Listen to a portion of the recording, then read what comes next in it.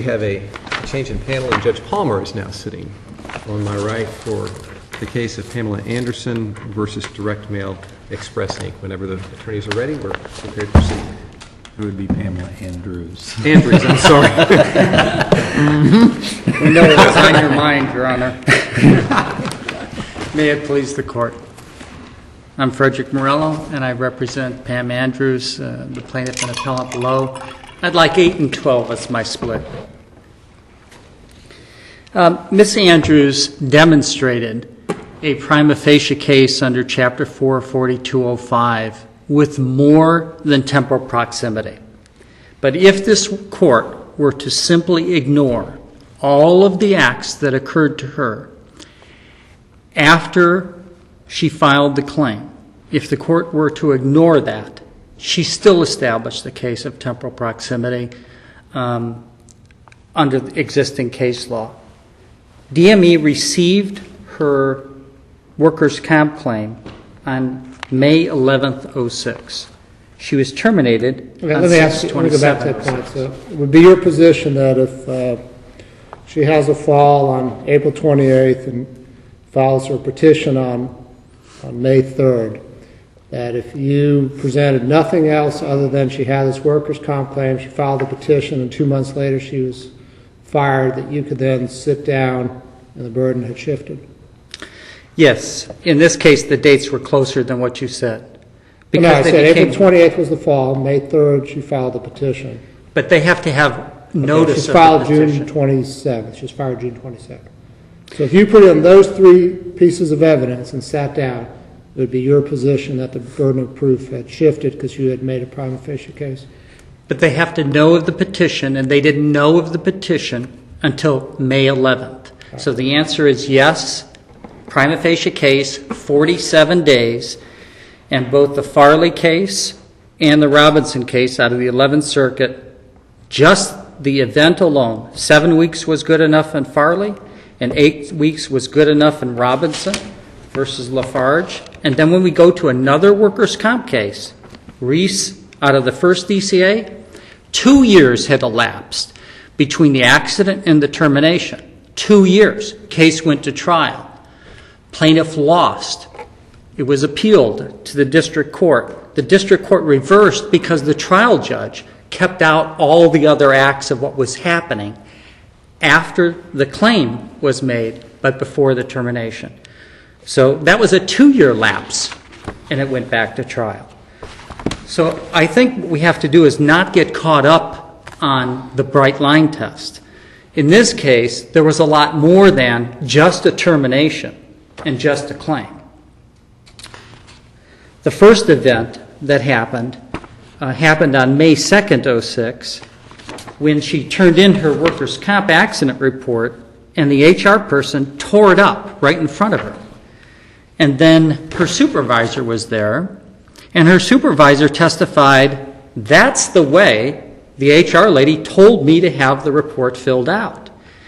And the HR lady, Ms. Kurkachansky, yelled at the supervisor, Mr. Torres, and then Mr. Torres had no explanation at trial why she would do that, because it was supposed to be filled out by the employee. It clearly evinces that on the record. Can you address the factual argument that opposing counsel makes that the person who was solely responsible for terminating your client, there's no evidence that she had knowledge of the workers' comp claim? Okay, that's clearly disputed in answers to interrogatories that were done at the beginning of the case, answered by their own corporate counsel, who listed, I believe, 5 decision makers, not 1. And those interrogatories were introduced into evidence? Yes, they were. Okay. And go ahead. And there were subsequent interrogatories or amendments that were not introduced that they're relying on, correct? Correct. Okay. Correct. And was there record evidence that others of those 5 decision makers did have knowledge of the claim? They did have knowledge of the claim, but they also denied being decision makers, Your Honor. No, I understand, but if we expanded from 1 who they said didn't have knowledge to the 5 in the answers, my question is, the 5 that were in the answers, did they include people who the record showed had knowledge of the claim? Not everyone, but yes. The QA ladies, I can't say had knowledge of the claim, but certainly Meg Snyder had knowledge of the claim. And yes. So I look at the first incident, the tear-up. Remember, the statute prohibits intimidation, coercion, threats to discharge or discharge. I think a reasonable person who had that happen would feel intimidated. In fact, Miss Andrews went to a lawyer after this because the act was so unusual and got advice. The next incident happened 6 days after they had notice of the claim. She was written up for taking excessive break time. Well, you might say, that's not a big deal. She did take some excessive break time. The problem with that is HR already knew she was on this medication that made her urinate more frequently. She had been on it for months. And more telling in this write-up is the two supervisors that did the write-up said they didn't want to do the write-up. That was their testimony. I said, well, who made you do the write-up? Somebody else. I can't remember. So somebody was behind that write-up. So that makes that unusual, and that was 6 days after they had notice. Then 11 days after they had notice, Miss Andrews had already documented what she felt was retaliation on the 19th of 06 to a number of managers. So she wanted to have a meeting. She couldn't meet with Brian Block, the head of the department, so they sent her to Meg Snyder. And this is 11 days after they have notice on the 22nd. And as soon as she walks into Meg Snyder says, this better not be about your workers' comp claim.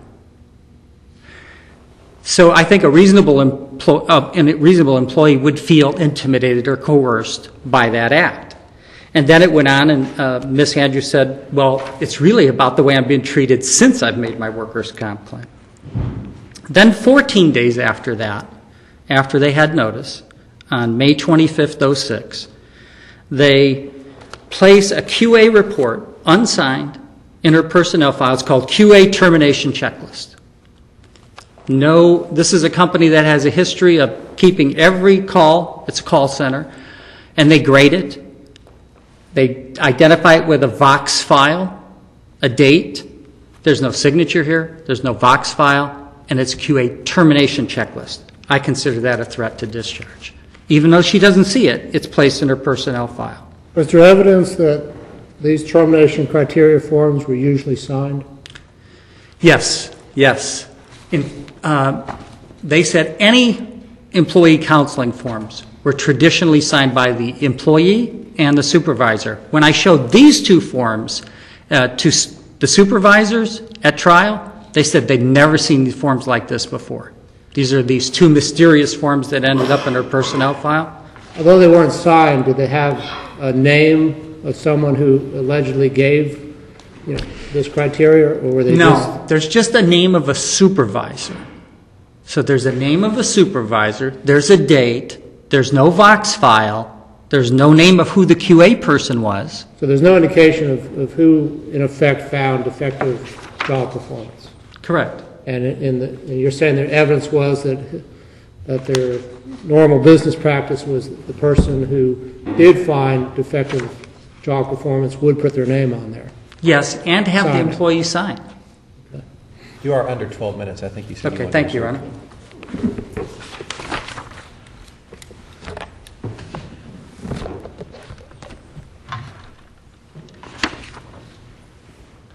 May it please the court. I think what I'm going to do is try to just address some of the points that were just raised here and then maybe go on from there in a few minutes.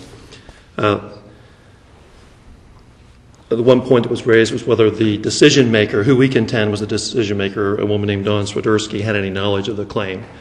Since we're here on a directed verdict, we have to take all the facts as most favorable to the other side, right? Sure. So you have to deal with the fact that there were decision makers, correct? Because at least if you take the evidence most favorable to the other side, you have an interrogatory answer saying 5 people participated in the decision, right? Well, I think that's semantics. I mean, of course, my interpretation is saying that people participated in does not mean that they made the decision. There are a lot of ways in which people can participate, and I think that was the interpretation initially when those interrogatories were answered. Were there other people that had a role in this? Yes, of course there were. But when it came down to it, there was only the one decision maker, and that was proved without any question, I think, at the trial. Wouldn't that be enough legally? I mean, if individuals who had knowledge of the workers' comp claim had a role in her termination, wouldn't that be enough? If I had knowledge and went to somebody who was her direct supervisor who didn't have knowledge and said, I think you should fire this woman and do it right now, and the person acts on that and does it, and yet that person didn't have knowledge, wouldn't that be sufficient to support I think if they took an active role in pursuing their termination, that's a little different category than the fact that, for example, maybe you were making some unrelated quality assessment, as we had here, that was by people that were had no knowledge even on whether or not there was a workers' compensation claim. So I don't think people in that category ought to be considered the same as people who would take an active role in pursuing some sort of adverse employment action like a termination. There is no, and saying they participated in the termination with Ms. Swiderski, for example, does not address the issue of whether or not she knew about the claim. There's some evidence that she was there at the time, right after the fall. Mr. Morello wants to use that to sort of infer in some ways that she knew about the claim. In other ways, he wants to use the fact that the claim wasn't filed until later to show better temporal proximity to her termination. So you can't really have it both ways, I don't think. But the fact is there's no evidence whatsoever that Ms. Swiderski knew about the claim. She knew about doctor visits, perhaps. She knew that the person the cause of action is retaliation for filing a workers' comp claim. It's not retaliation for having an accident, correct? Exactly. But why wouldn't you look at the date of claim to determine temporal proximity? I think you would. But what I'm saying is that he says temporal proximity starts with the filing of the claim. Right.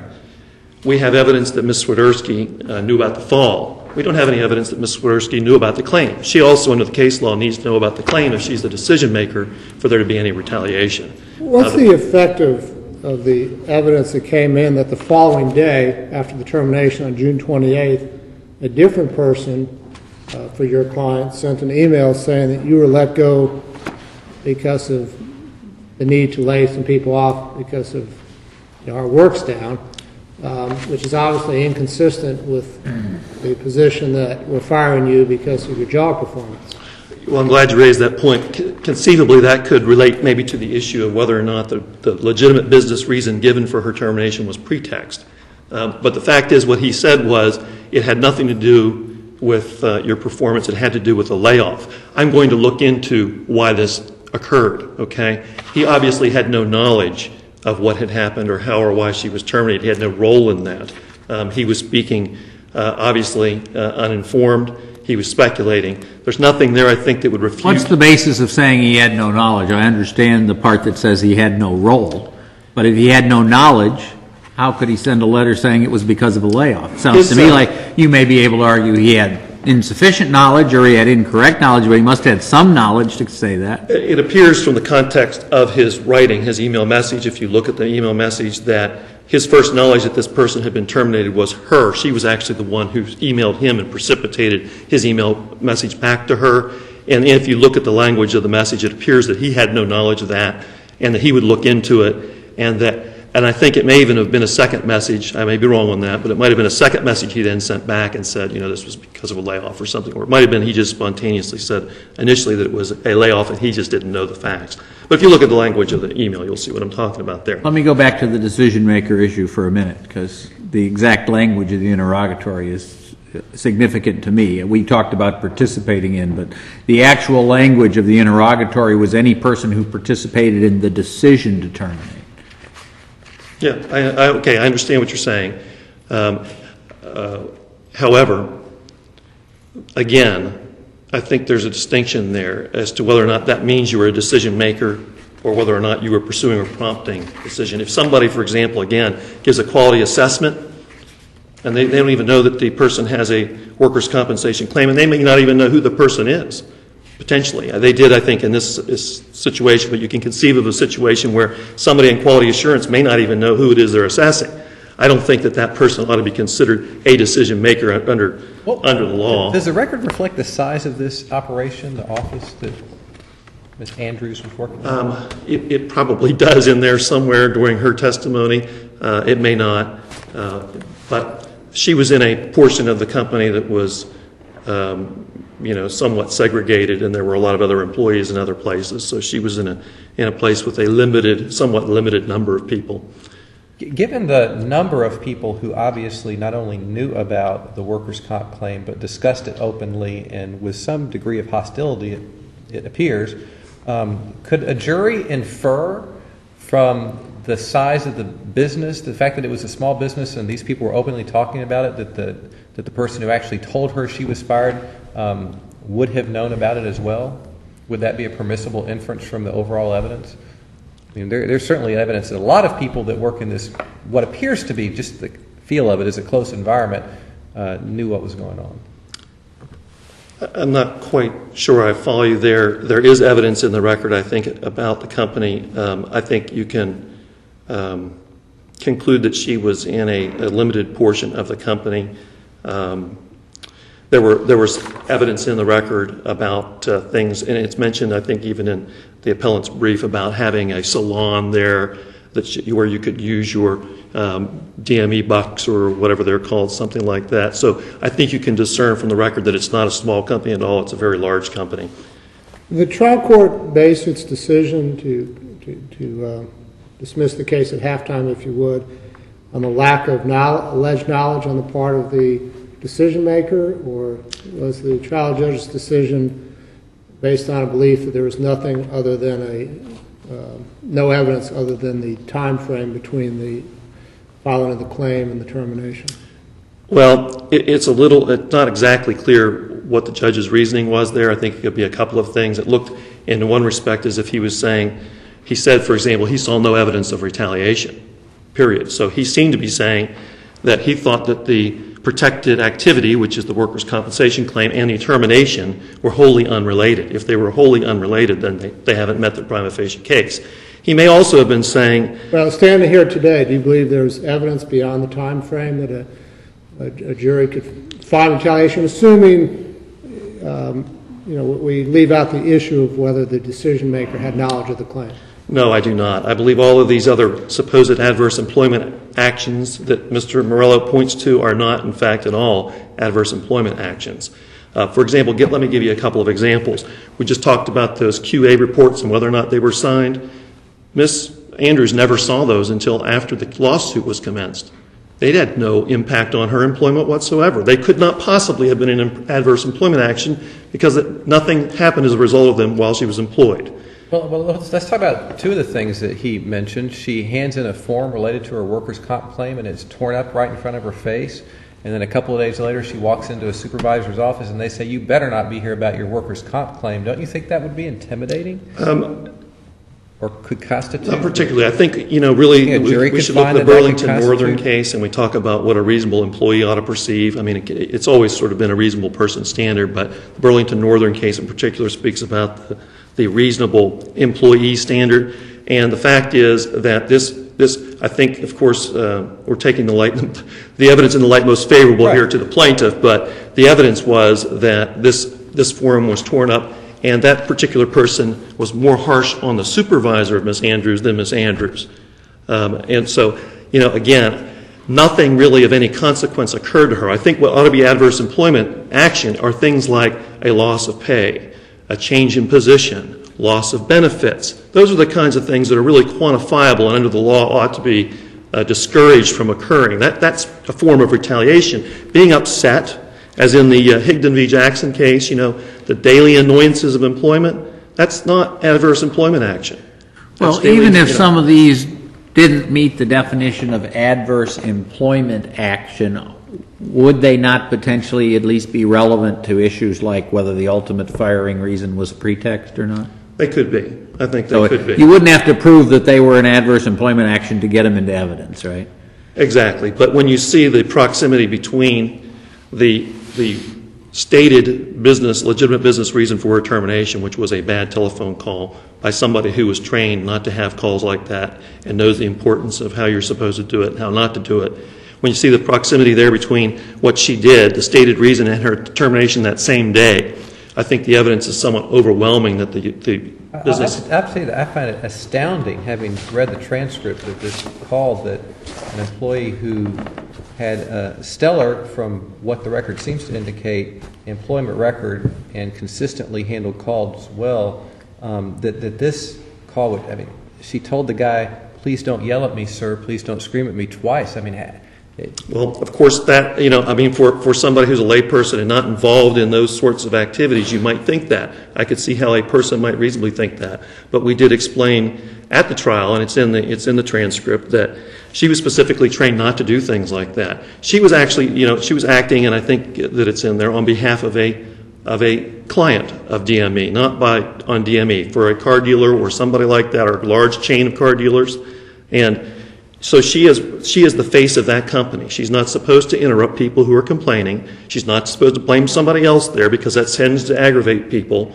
Was there evidence as to whether or not other employees who had one similar call were fired on the spot for a single call after years? There's testimony in the record that, in fact, that has occurred with other people as well. One bad call is enough. If it's a bad call, it's a bad call. So that is, we went to, of course, the trouble of proving all of that. So, and furthermore, you've got to keep in mind that even though the employer, might be wrong, maybe you might think that that's not the thing that they should have done. Maybe that's excessive. Maybe you should give somebody another chance. We can't substitute our thinking on whether or not that was a good decision for the employer's decision. The case law is that employer, still retains the right to be able to make those decisions on hiring and firing. But couldn't a jury look at the call itself and infer that, infer pretext based on what they might view as an inadequate reason for firing? Well, they could, but again, we made it very clear how she was trained, why she was trained that way, how it is that DME, my client, might have lost a very major client because they handled a call that way. The customer is always right. When that person's calling in, even though they're upset, they may be cursing, they're supposed to be right. And these clients, the customers of our client, DME, do not want those people, as upset as they may be, as rude as they may be, to be offended. They don't want to have their business damaged because somebody who's in the call center there didn't take a call the right way. And again, if you look at the record, carefully, you'll see we went to some great lengths to explain why it is that all of that's important. Because yes, if you were first blush, you look at this, you say, gee, that's really extreme. You're terminating people who have one bad call one day. Well, can a judge determine as a matter of law that after listening to that phone conversation that they were justified in firing her and it was not protectional, or is that a jury question? I think it can be a decision for the court. Right. Just as I think the temporal proximity, it can be a decision for the court. Is your position here that as a matter of law, based on the dialogue between the plaintiff and this customer, that it could not be determined to be protectual and that there was a valid basis to fire the plaintiff? Yes, I think it's sort of almost the converse of that. The fact is, what she needs to be able to prove, it's her burden. She needs to be able to prove if the burden does shift back, and she's got the burden to prove it's not a pretext, the legitimate business reason given. She's got to prove that either what has been said is not true. In other words, the reason she was terminated was not because of this bad call, or she's got to prove that, in fact, her workers' comp claim was the basis for her termination. And I don't think there's any evidence of any of that in the record. And so that's why I think the court, as a matter of law, could have concluded here that she was not able to prove that the legitimate business reason given was a pretext. Now, the court didn't... Why isn't there some evidence of that by virtue of the other employee who told her it was because of layoff? The other employee was an employee, as I said, who obviously, if you look at the context of their message, had no knowledge of the situation. They had no knowledge of why it happened. He was not in a position to have been able to let's say, contribute to some pretext because he didn't know anything about this. You can't be part of a pretext if you don't really know what happened, can you? That's my position. If you don't know what happened, how can you be part of a pretext for what happened? There's the evidence that the team leaders would be the ones with the most knowledge of her job performance. Her team leaders. I don't know if there is any evidence of that. I mean, we did, of course, discuss the hierarchy there. There were team leaders, and then there was I think, a floor manager, and then there was the call center manager. So the manager who fired her, would you agree that the evidence was she did not have the most knowledge of her job performance as other in the chain of command did? I'm not sure I can concede that, because there is evidence in the record that not only was she the supervisor over all of the group, but she was, in fact, for some period of time, the team leader for that person. In fact, she is also the same person who spoke to this angry customer, who is the subject of the bad call. That particular individual who then terminated Ms. Andrews is the same person who took the follow-up call from the gentleman who had the bad call and handled that situation properly, as it should have been. That all played into her decision to terminate Ms. Andrews. In that follow-up call, did the customer criticize Ms. Andrews, or did he say she was nice on the phone? The full transcript, and I presume it's there, is that he wanted to speak to a supervisor. And about that time, so obviously he was not completely satisfied with Ms. Andrews. What happened then was that there was a break in the phone call. Was it Ms. Andrews, or was it the prior employees who had dealt with him? Because I had the feeling from reading that transcript that his complaint was not with Ms. Andrews. I think his complaint was multifaceted. He was upset because he was getting called frequently, and that was why he called and why Ms. Andrews was taking a call. He was getting called frequently. Okay, but when he frequently talked to the hang-ups. supervisor, I think the question is, when he talked to the supervisor, first of all, did he say anything negative or derogatory about his call about Ms. Andrews? I'm not sure that he did, but as I said in his did he call, say anything positive about Ms. Andrews? well, apparently he did say something Right. such as, to begin with, she was nice. That doesn't mean that she was nice throughout. That means that, in fact, it sounds quite to the contrary to me that, at first she was nice to me, and then maybe she wasn't. So there's a couple of ways you can look at that. But he was obviously Doesn't that create one of the problems with it being a directed verdict, because there's a couple of ways you could look at that? I don't think so, because I think the employer, again, has that discretion. It's their call. If they don't think she handled this well, it was their call to terminate her. They had terminated others for the same reasons. So, no, I don't think that's one where it's hazy. I think that's the employer's call. We're still an at-will employment law state, and other than as abrogated by the other laws, such as what we're here about today, they still have that right to terminate people if it's their judgment to do that. Okay, thank you. All right, thank you.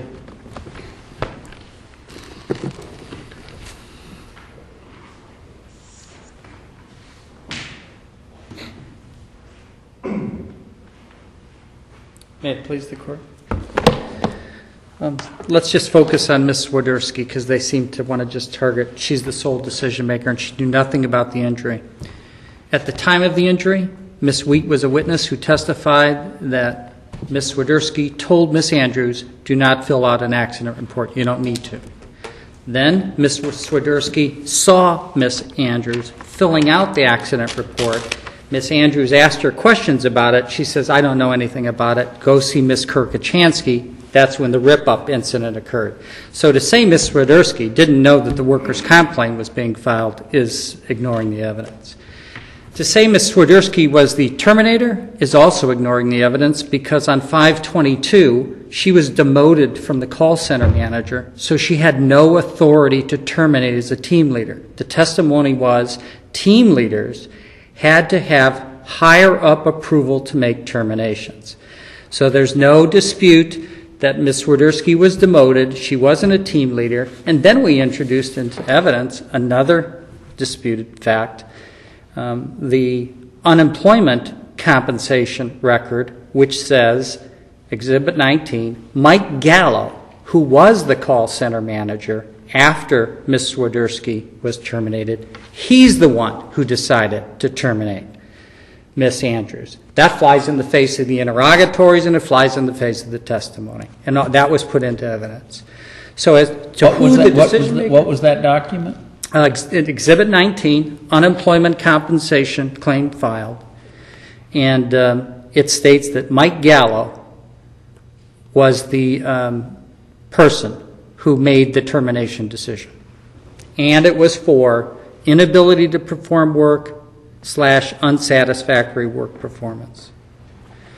So when you fly in the face of the answers to interrogatories, the fact that Ms. Swiderski wasn't even in a position to be able to terminate, when you look at all those facts, and then you look at Mr. Gallo, and then Judge Palmer, you said it was another employee that gave some other reasons for the termination, that wasn't performance-based, it was the more efficient dialer they had to lay off. Well, it wasn't just another employee. That was the CEO of the company, Mr. Panaggio. And Mr. Panaggio had 5 days to investigate the termination. Now, you would think that a reasonable CEO would say, hey, what's up with this? Let me see the termination documents. So the termination documents specifically state she was fired for unsatisfactory performance and not to rehire her. So why would the CEO lie? And that's in writing. So that goes to the issue of pretext. So we've been talking about a lot of things. Who the decision maker was, pretext. In this case, Judge, we never even got to pass the prima facie case because the trial court was focused on an accident and an ultimate act of termination and temporal proximity alone. That's where the trial court was. Felt like there was some case law out there. He's not so sure that the 60 days, he was trying to count it 60 days. I don't know that this applies. That's all I see. End of case. So that's where we were. And we're asking you to return us back to the trial court. Thank you very much. Thank you. We're going to take a short recess for a change of panel. We'll be right back for the last case.